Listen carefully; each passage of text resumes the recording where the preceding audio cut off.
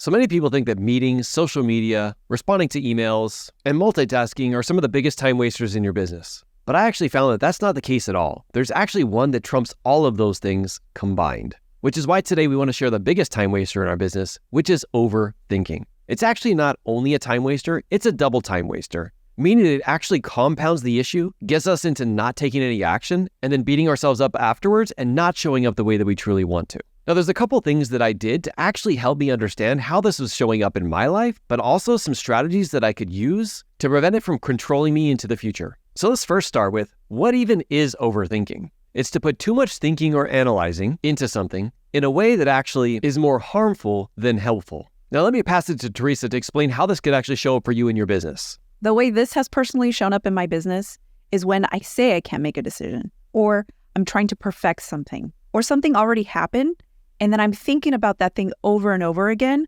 of how I should have responded, what I should do better next time, or my thoughts will spiral. Maybe I'm not cut out for this. Maybe I'm not good enough. It could also mean excessive research or learning. Here's a real life example. I'm putting together a planner, a productivity planner, something that I've been wanting to do for a long time. So I started to take the steps. And first, you have to do some research, right? So I started to go down a rabbit hole. And I started to compare myself to other people who had already put out planners. And I started to convince myself that I needed to learn more about how to create a planner. So in reality, I was wasting time overthinking about something that I'm probably going to do and create a different version later. This is all an experiment. So that's a great example. But you might be asking yourself like, well, how do I know how much time to give myself then? But at what point does it become overthinking versus actually creating a plan? Great question. And that's why we have to actually recognize when we're overthinking by setting some boundaries in place. Now, I had a mentor once who said 70% perfect is perfect, 100% perfect is failure.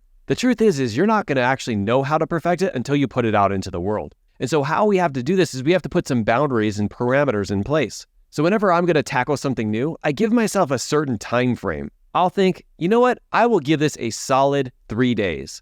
And after those 3 days, I'm going to move forward no matter where I am in the process. And there's this great thing called Parkinson's law, and that is the amount of time that you have for that thing is the amount of time and energy that you'll put into it.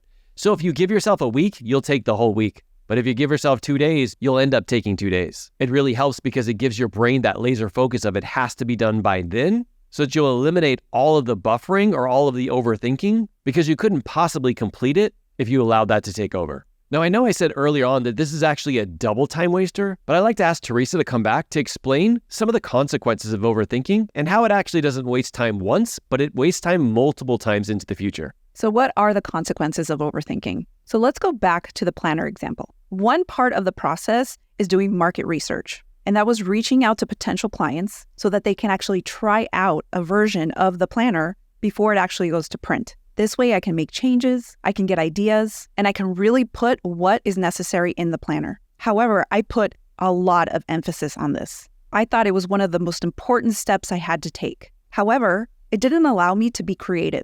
I was focused so much on what other people wanted in the planner that I really wasn't making it unique to me. So I kept thinking, I have to get more feedback, and it was delaying the process. So my original deadline, I had gone way past. Now, not all is lost. However, I could have gotten this done much sooner had I not overthought that process. Okay, so how do we combat overthinking? For me personally, I found that through awareness, really understanding how your brain works and what it's trying to do to convince you that you need to overthink this thing is the solution. It starts off with becoming aware of what is actually running the program in the background. Meaning if you have this thought of like, it has to be perfect, what are other people going to think? Or you start to get into comparison mode with other people out there, it will naturally get you to start taking actions that are in alignment with overthinking. This could be procrastinating, pushing off deadlines, not doing the uncomfortable things you know you need to do, not getting feedback, or not moving forward because you don't think you have all of the details yet. One of the things that helped me understand this was actually realizing the purpose of our brain. Our brain's purpose is to, number one, keep us safe. That means it's going to do whatever it can to convince you not to step into the future, not to try anything new, because it doesn't know if you're going to survive. Unfortunately, back in caveman days, it was actually kind of important to make sure that you were a member of the tribe, but that's not the case anymore. But our brain is still wired this way.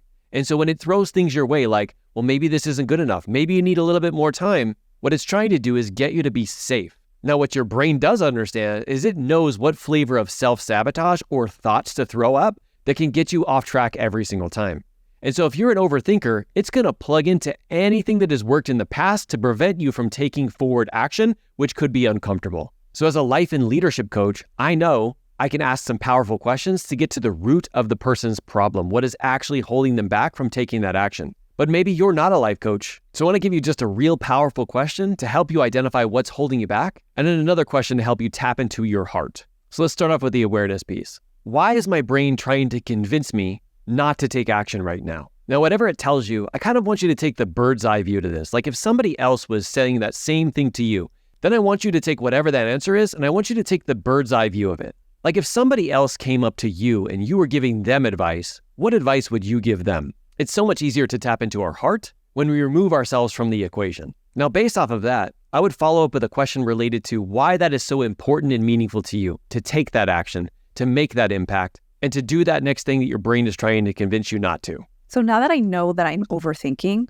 how do I get past that and how do I actually take action? First, it's about awareness. Now that I'm aware of this, I can take action. And that's exactly what I did. I realized that that part of the process was done. I'd gotten enough information and I just needed to take the next right step. And once I did that, it was like a domino effect. It's almost like a weight that was lifted off of my shoulders. So the next time you feel like this in your business, just think about what the next right step is and take that action. But now I want to hear from you. I want to encourage you to share your tips and strategies in the comments, or what your biggest takeaway was and how you're going to move forward. Now, there's one more part to getting overthinking under control, and that has a lot to do with identifying and figuring out what you actually have control over and what you don't. Tap the screen to watch this next video. Stop wasting time. How to master control in your business now. Thank you for being willing to be here and destroy overthinking. Keep leading from the front, and we'll see you in the next video.